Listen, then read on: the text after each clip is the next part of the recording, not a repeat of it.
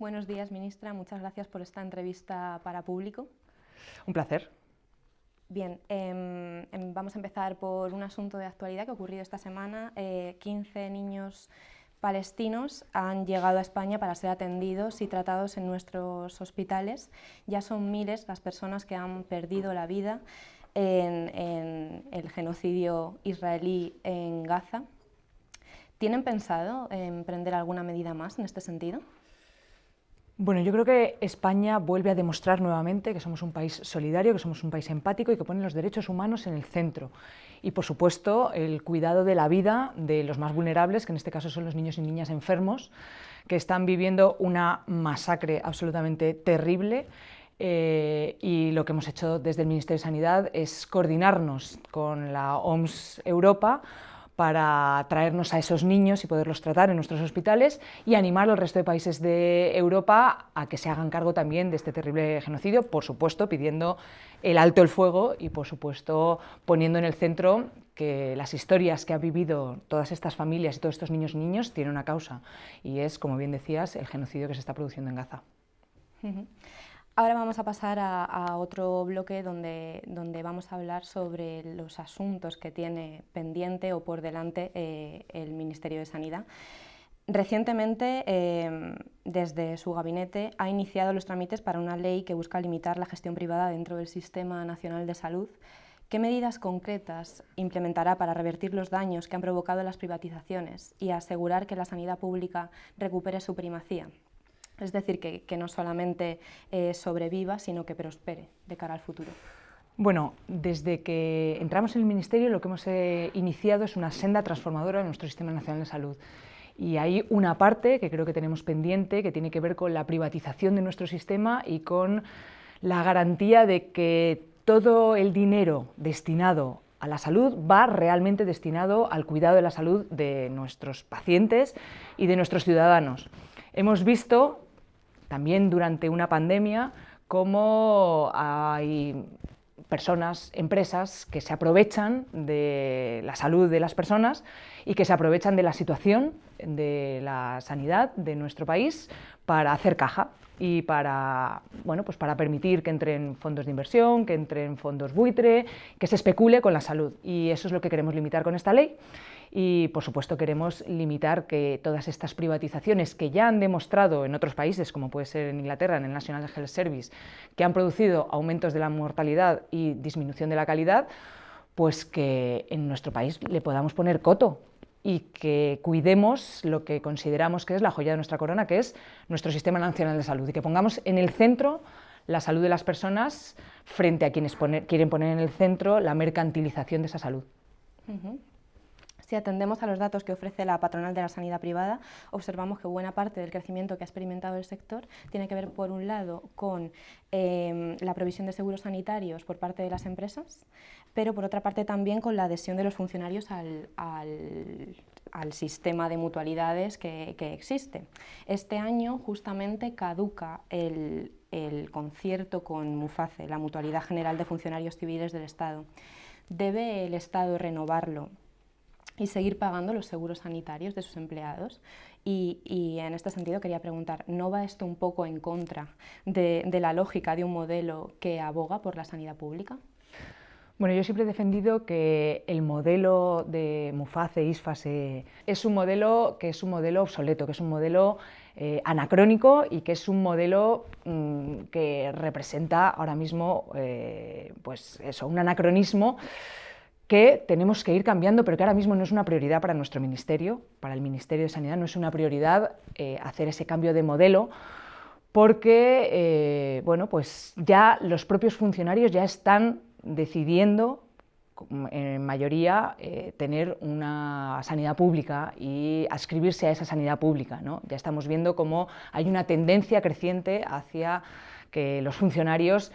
vean en la sanidad pública realmente ese seguro a todo riesgo que te cubre todas las expectativas del cuidado de tu salud. Así que, bueno, sin ser una prioridad, somos conscientes de que este modelo de mutualidad es un modelo que es un submodelo dentro de nuestro Sistema Nacional de Salud,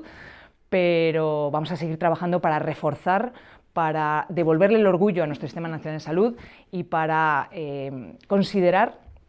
que realmente el que es el pilar del bienestar, el que es el pilar de la protección de nuestra salud y el que es el pilar que protege nuestro artículo 43 de la Constitución es nuestro modelo sanitario público. Y respecto a lo que comentaba de las empresas, desde las asociaciones en defensa de la sanidad pública se lleva años reclamando que las compañías dejen de poder desgravarse precisamente estos seguros a la hora de pagar Hacienda. ¿Tienen pensado intervenir en este sentido de alguna manera? Yo siempre digo que yo con la sanidad privada no tengo ninguna disputa, ¿vale? Es un negocio privado que allá ellos, ¿no? Quiero decir, harán su negocio, mercantilizarán con la salud, como ellos consideren, digo yo, ¿no? Lo que sí que yo tengo en disputa es la privatización de la sanidad, esa parasitación de nuestro sistema sanitario por medio de empresas privadas, que lo que hacen es llevarse las cuentas de resultados de los impuestos de nuestros ciudadanos a empresas extranjeras, a fondos de inversión o fondos buitre.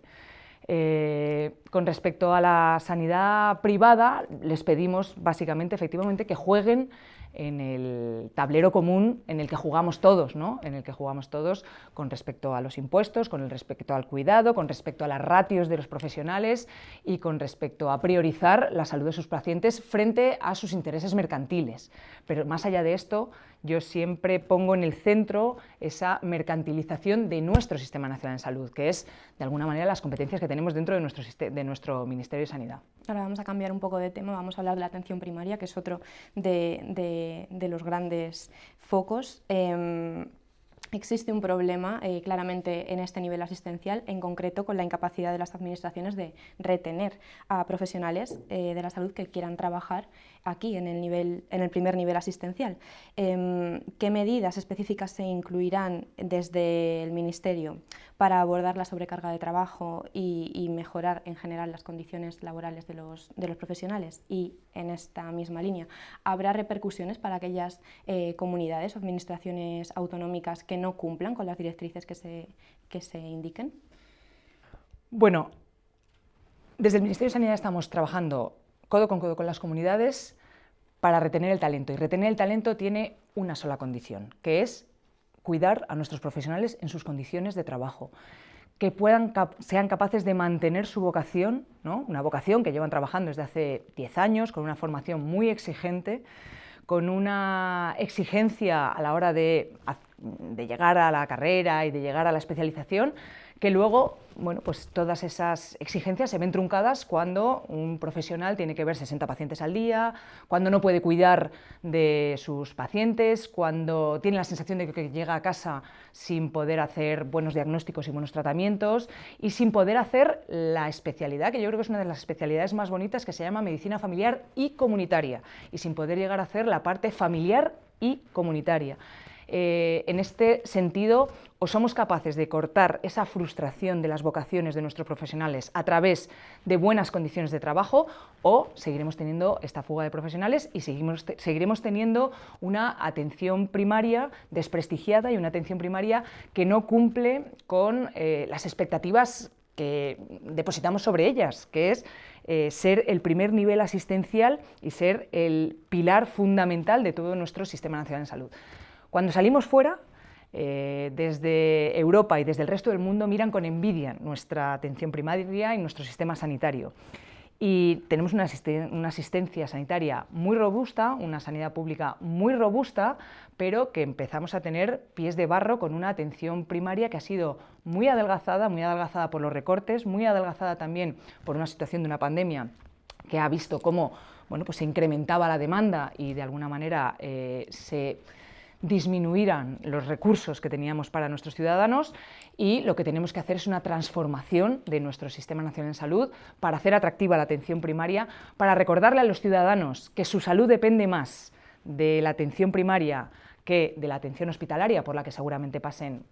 muy pocas veces en su vida, pero que su salud depende y la salud poblacional depende de tener una atención primaria robusta, y de, bueno, pues ensalzar realmente que tenemos un sistema sanitario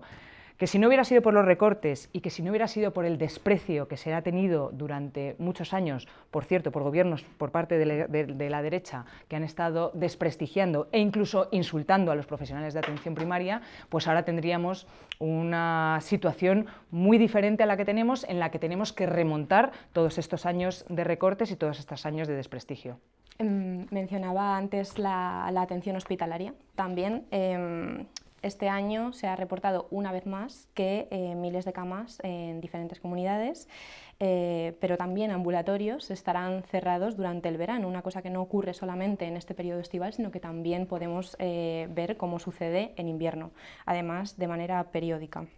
¿Cómo piensa abordar este problema a nivel nacional y asegurar que el sistema público de salud esté preparado para situaciones de picos de demanda y alta demanda? Bueno, yo siempre digo que tenemos un sistema nacional de salud que está dimensionado para el otoño y la primavera. Esto significa que nos faltan recursos, pero no de ahora, desde que yo era residente. Tenemos un sistema nacional de salud que tiene serias dificultades para abordar la demanda en verano y para abordar las epidemias de gripe, de virus sincitial respiratorio y de COVID ahora en invierno. Con lo cual, tenemos un sistema nacional de salud que no está dimensionado realmente a las necesidades de la población. Y esto lo tenemos que ir revirtiendo poco a poco, porque yo vuelvo a insistir, podemos hablar de crear más plazas. Este año se han creado 11.900 plazas, 11.965 plazas, que es récord histórico de plazas en la formación sanitaria especializada, pero esto no cubre realmente que nuestros médicos, médicas y profesionales sanitarios, enfermeros, enfermeras y demás profesionales, vienen primero cansados, muy hostigados por una pandemia, vienen también cansados de unas condiciones laborales que no les permiten trabajar con dignidad, digámoslo realmente, y que vienen también, bueno, pues de una década en la que ha habido claras voces por parte de la derecha de desprestigio de lo público, de desprestigio de nuestro Sistema Nacional de Salud y de desprestigio del pilar fundamental que supone la sanidad pública para nuestro estado de bienestar. Ahora parece que la derecha se ha dado cuenta que necesitamos médicos, ¿no? Cuando nosotros llevamos reclamándolo desde hace muchísimos años. Ahora parece que ha tenido que venir una pandemia para que la derecha reclame que nos faltan recursos en nuestro Sistema Nacional de Salud. Pero yo, que he trabajado durante 22 años en un hospital, el cierre de camas y la falta de profesionales en verano y en invierno es algo que es, de alguna manera, estructural a nuestro Sistema Nacional de Salud. Y como sociedad tenemos que plantearnos si tenemos que hacer una reinversión y si tenemos que volver otra vez a recuperar el orgullo de un sistema sanitario que, bueno, pues que sea capaz de darnos el servicio durante todo el año y sobre todo en esos momentos que más lo necesitamos, que es durante el invierno y durante el verano. Así que, como misión, nos hemos puesto en el Ministerio de Sanidad recuperar la dimensión de nuestro sistema sanitario, ensancharlo, volver a recuperar ese orgullo y, de alguna manera, volver a tener un sistema sanitario que sea realmente un redistribuidor de oportunidades, en este caso un redistribuidor de oportunidades alrededor de la salud, y que, bueno, pues que podamos superar todas estas dificultades que lleva superando desde hace muchos años nuestra sanidad pública. Ahora, cambiando un poco de tema, hace ya más de un año que se aprobó la reforma de la ley del aborto, que incluía la elaboración de registros de objetores en la sanidad pública a cargo de cada comunidad autónoma. Estos registros, como sabes, son clave a la hora de garantizar el derecho de las mujeres a la interrupción voluntaria del embarazo dentro de cada centro sanitario, que además les resulte más cercano, etc. Muchas comunidades que todavía no los han publicado se escudan en que falta que Sanidad, precisamente que el Ministerio de Sanidad, publique el protocolo común para elaborar las listas, algo que además recoge la ley. ¿Cuánto queda para que esté listo? No sé, ¿tienen alguna fecha estimada? Yo creo que nuevamente las comunidades se escudan en una realidad paralela en la cual no necesitan nada para poder hacer un registro de objetores como marca la ley, de la misma manera que no necesitan nada para hacer ese registro que llevamos pidiendo de profesionales o ese registro de tumores que llevamos pidiendo desde hace mucho tiempo. Creo que aquí tenemos que diferenciar que hay una objeción de conciencia que es individual, que sin embargo hay algunas comunidades que la han considerado que es una objeción de conciencia casi autonómica, ¿no? Porque hay comunidades donde no se hacen cargo de estas interrupciones voluntarias del embarazo en el 99,9% de los casos, amparándose en, bueno, pues en la no existencia de este registro. Y yo creo que es al revés, son las comunidades las que tienen los datos, las que tienen la capacidad bueno, pues de individualizar esta objeción de conciencia y no hacerla colectiva. También es verdad que el sistema público de salud se tiene que hacer cargo ¿no?, de algo que lleva en la ley desde hace décadas y que, bueno, pues que se ha ido escurriendo de alguna manera el bulto de hacerse cargo desde la sanidad pública y se ha ido derivando a la sanidad privada.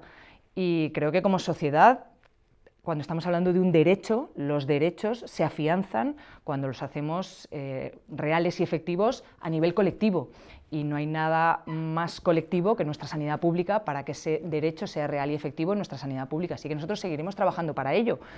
Pero creo que no se puede poner como excusa el registro de objetores para no ir haciendo o no ir dando los pasos para que la sanidad pública se vaya haciendo cargo, obviamente, de algo que está en la ley y algo que lleva muchos años pendiente de estar dentro de nuestro Sistema Nacional de Salud. No queríamos dejar de mencionar otro de los grandes problemas que estamos viviendo actualmente, que es la violencia machista. La ministra de Igualdad, Ana Redondo, ha apuntado en varias ocasiones que, más allá de las denuncias, la detección de la violencia machista en los centros de salud es clave para frenarla. ¿Cómo se va a trabajar esta necesidad urgente desde la atención primaria? Mira, nosotros hemos detectado, ya se sabe, que a través de protocolos,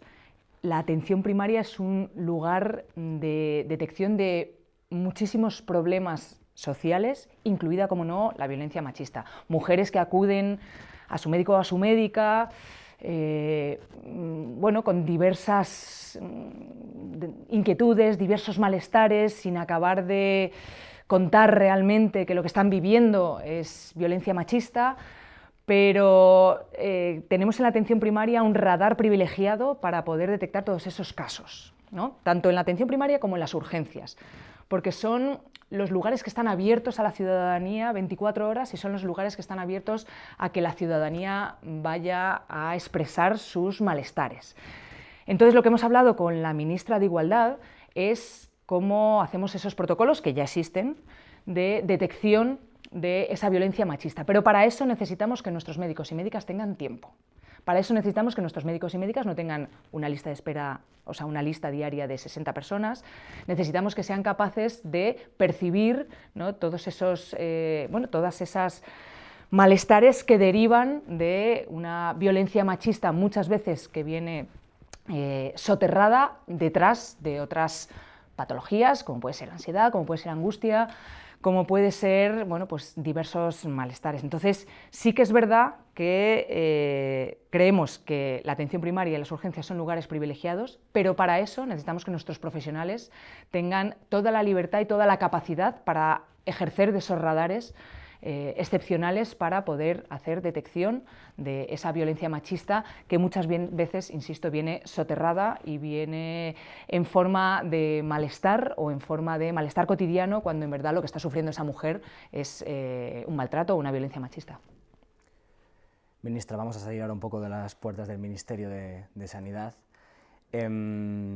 Las familias de las personas que fallecieron en residencias durante la COVID siguen manteniendo una lucha a día de hoy porque se investigue esa situación, porque se esclarezca, incluso porque se juzgue, pero pese a que ha pasado el tiempo, siguen en su lucha, siguen con acciones, no ha habido ningún tipo de cambio ni parece que haya un horizonte, ¿no?, al menos próximo, cercano, de que esto se vaya a investigar o que se pueda judicializar. ¿Qué más se puede hacer? ¿Qué se puede esperar de esta situación? Bueno, lo único que se puede hacer es cambiar el gobierno de la Comunidad de Madrid para que se haga efectivamente justicia, para que se haga memoria y reparación de todo el daño que se produjo en las residencias de mayores durante la pandemia, siendo la única comunidad que tuvo unos protocolos de la vergüenza que hicieron que los mayores de aquí, de las residencias de la Comunidad de Madrid, no tuvieran derecho al cuidado y la protección de su salud durante una pandemia. Pues ahora mismo creo que es imperativo que haya un cambio de gobierno para que realmente se pueda esclarecer lo que ya está esclarecido. Quiero decir, no solamente a través de la Comisión Ciudadana, que ha estado estudiando todos los casos de las muertes injustas y las muertes indignas en las residencias, sino, o sea, el diagnóstico ya lo tenemos. Hubo en la Comunidad de Madrid, en la única comunidad de España, y me atrevería a decir del mundo, en la que se impidió el acceso de los mayores a un cuidado sanitario durante la pandemia. No es lo mismo morir ahogado que morir sedado, no es lo mismo morir acompañado que morir abandonado, y como decía la presidenta Ayuso, iban a morir igual. Pues obviamente tenemos evidencia más que de sobra para decir de manera científica, de manera política, que nuestros mayores no iban a morir igual. Entonces yo creo que se han dado todos los pasos para que haya transparencia, luz y haya de alguna manera justicia en lo que al conocimiento de lo que pasó en esos días bueno, pues, podamos conocer, ¿no? Toda la ciudadanía sobre lo que ocurrió, y ahora lo que falta son las responsabilidades políticas de quien decidió que esto fuera así. Esas responsabilidades políticas, más allá de las judiciales, no solo no se han dado, sino que a los que tomaron esas decisiones se les ha premiado. Los que tomaron esas decisiones ahora son senadores, ahora son consejeros de la Comunidad de Madrid y han sido galardonados y premiados después de haber bueno, dictado que 7.291 mayores murieran de manera indigna. Y esto es una decisión política del Gobierno de la Comunidad de Madrid.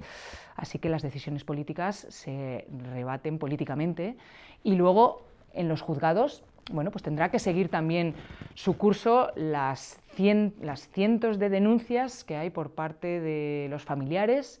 y que hay por parte de las familias y de las personas afectadas y de, bueno, la sociedad civil en su conjunto, que también ha participado, para que se esclarezca judicialmente. Pero una cosa es la parte judicial y otra cosa es la parte política. La parte política creo que tiene que tener, en algún momento, tiene que tener también su justicia y también tiene que tener su rendición de cuentas. Respecto al espacio político del que ustedes forman parte, como Más Madrid, tras la dimisión de Yolanda Díaz de sus cargos orgánicos en el Movimiento Sumar, ustedes fueron los primeros, quiero recordar que sí fueron los primeros, o de los primeros que, además, a través de una carta difundida y conocida, pidieron una mesa de la coalición, ¿no? Una mesa de los partidos, de los distintos actores que formaban esa coalición. Se han producido varias reuniones de los responsables de organización de los partidos políticos, y yo le quería preguntar cómo avanzan esas reuniones, también habida cuenta de que ahora estamos en un proceso un poquito más lento, sin elecciones a la vista, parece ser,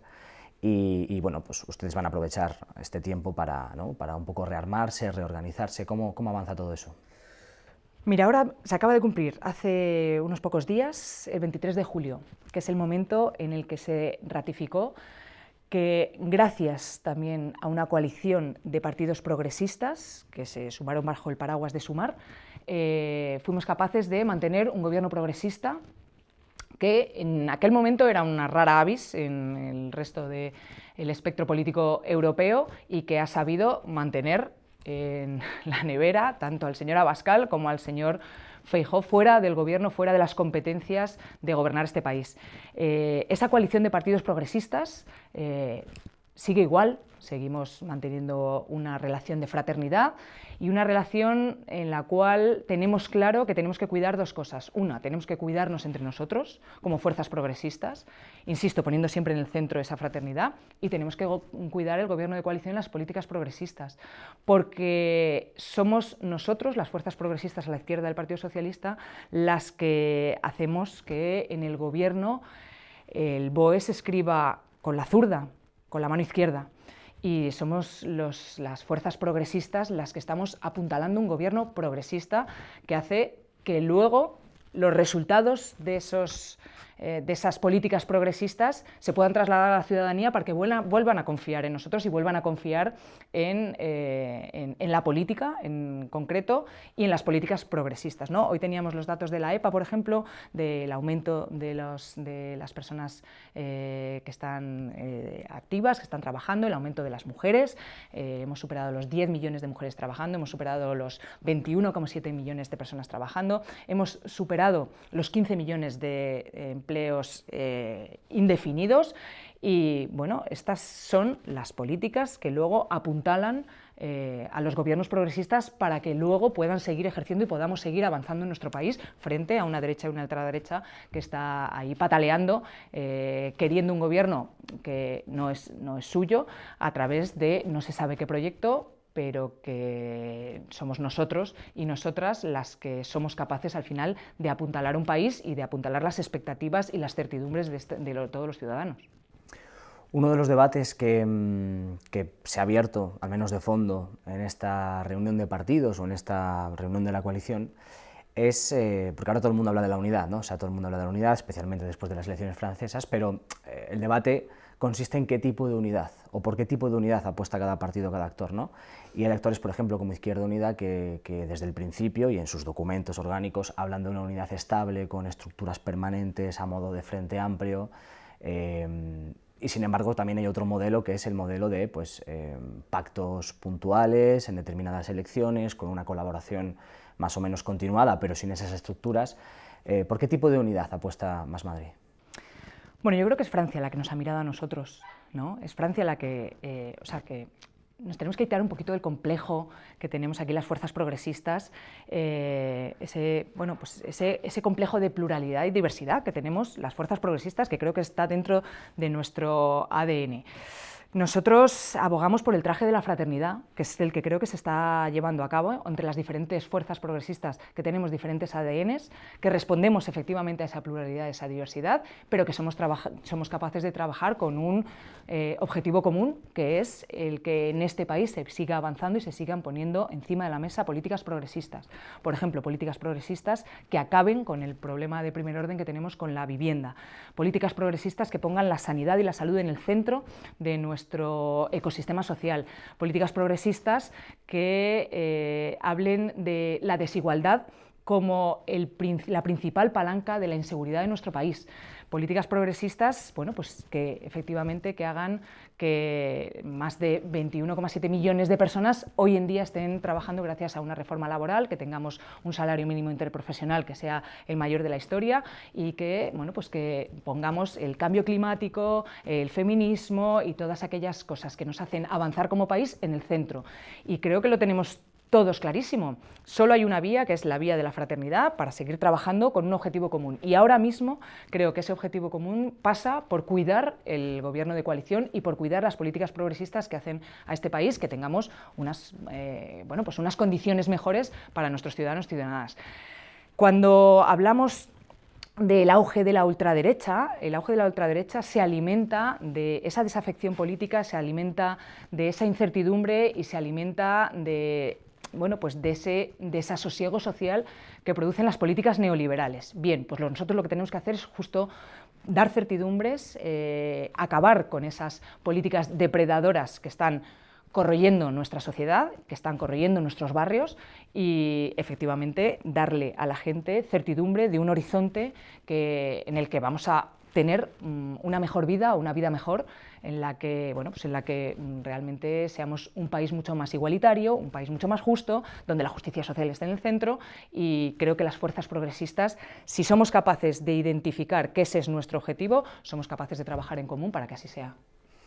Habla usted del trabajo en común, de la fraternidad, del 23 de julio, que fue anterior al modelo francés, ¿no? Y además exitoso en toda su plenitud, porque ustedes están en el gobierno gracias a ese resultado electoral.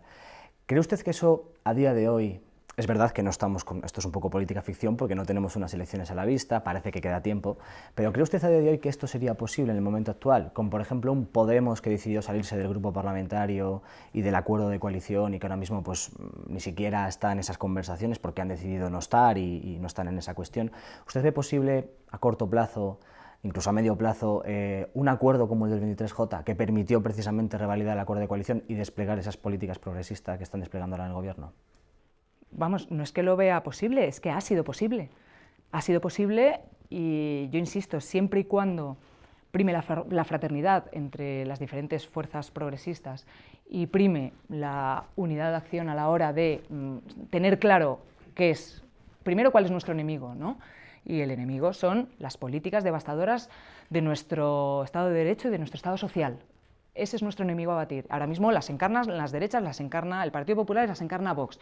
Que no sabemos si duermen juntos, pero que conviven en la misma casa lo tenemos claro, lo conviven en la casa de las políticas ultras, eso lo tenemos clarísimo.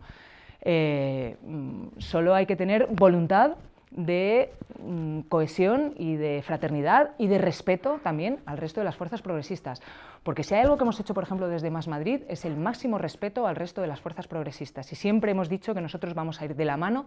de todo aquel que quiera transformar este país en materia de progreso, en materia de avance y en materia de justicia social. Nosotros siempre vamos a estar de la mano de todos aquellos que quieran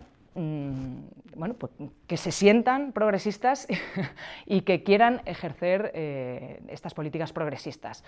más allá de las diferencias entre unas y otras organizaciones políticas, que, insisto, creo que es el ADN de la diversidad y de la pluralidad. Y nos debemos de quitar ese corsé que siempre nos ponemos, ¿no? Las izquierdas, ese corsé de la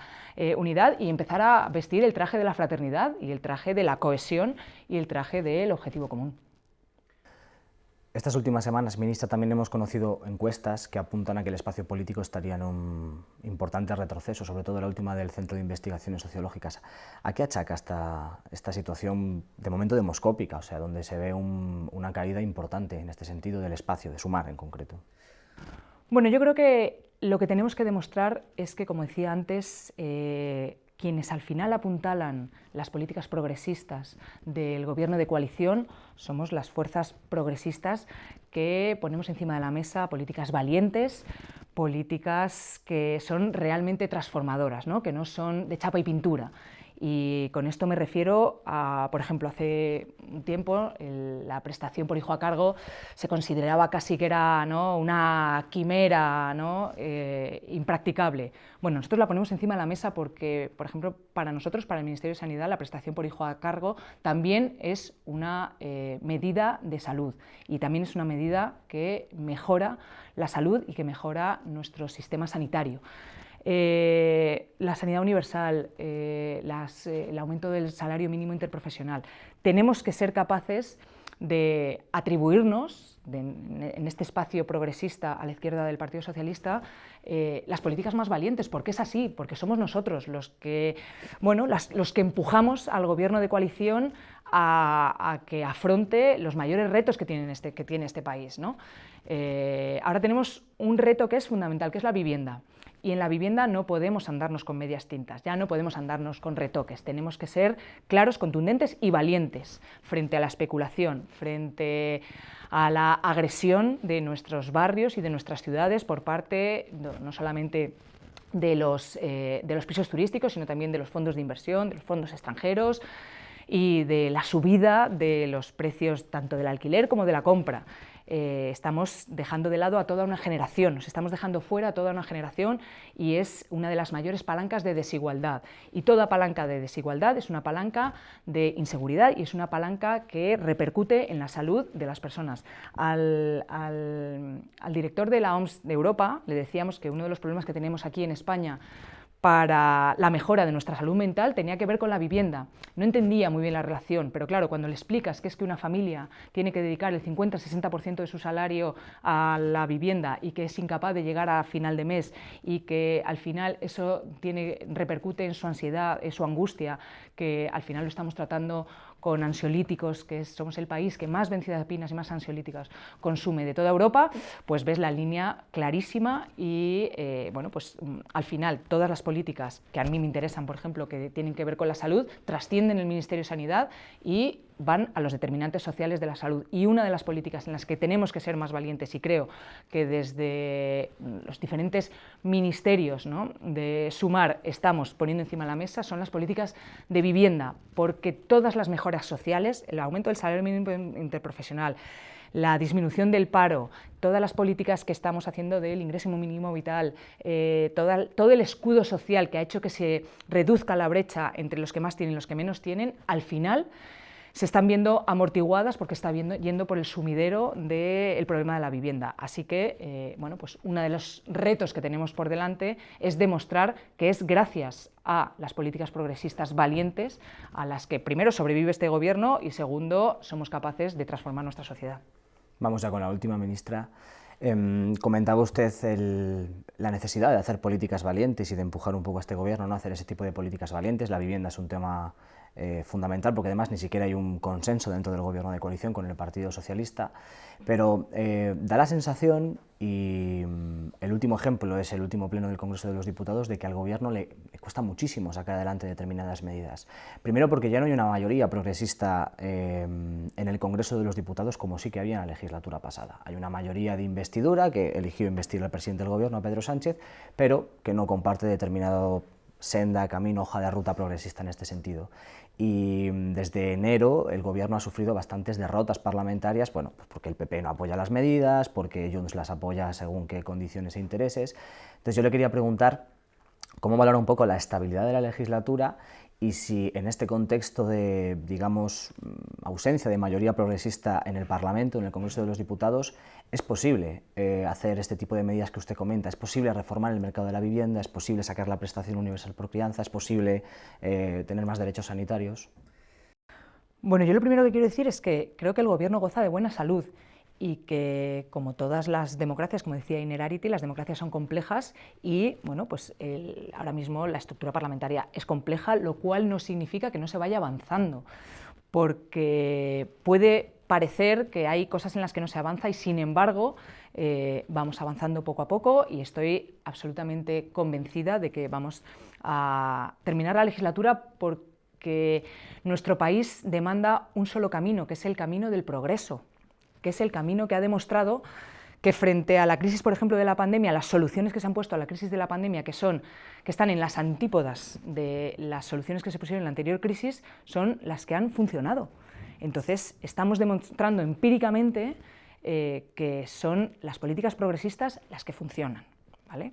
Y en este sentido yo tengo plena convicción de que la legislatura va a echar a andar, o sea, va a avanzar y va a culminar los años de legislatura no sin dificultades, obviamente, y no sin las complejidades de, bueno, pues de la variabilidad de las diferentes fuerzas políticas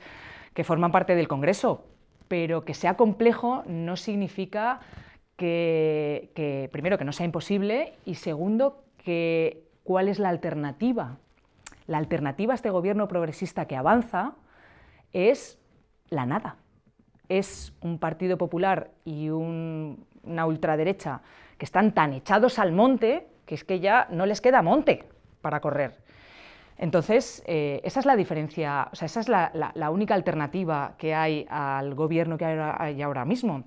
Entonces, no sin complejidad y no sin dificultad, pero yo creo que se va a ir avanzando y vamos a ir pudiendo sacar las diferentes medidas que al final demuestran que nuestros ciudadanos van a ir viviendo cada vez un poquito mejor. Y yo lo siento mucho, pero es que hay una enmienda a la totalidad a todas las políticas neoliberales. Y hay una enmienda a la totalidad en las diferentes soluciones que se ha dado a la crisis económica y social derivada de la pandemia, derivada de la guerra de Ucrania, que es empíricamente diferente a la solución que nos puso la derecha hace una década, que nos ha costado remontar más de una década. Entonces, bueno, ante el empirismo yo tengo toda la confianza en que, no sin dificultad, pero sigamos avanzando y sigamos pudiendo poner encima de la mesa las soluciones que mejoran la vida de la gente, porque siempre que pones a la gente en el centro, somos capaces de ponernos de acuerdo. Mónica García, ministra de Sanidad, muchas gracias por esta entrevista con Público. Pues nada, muchísimas gracias a vosotros. Gracias.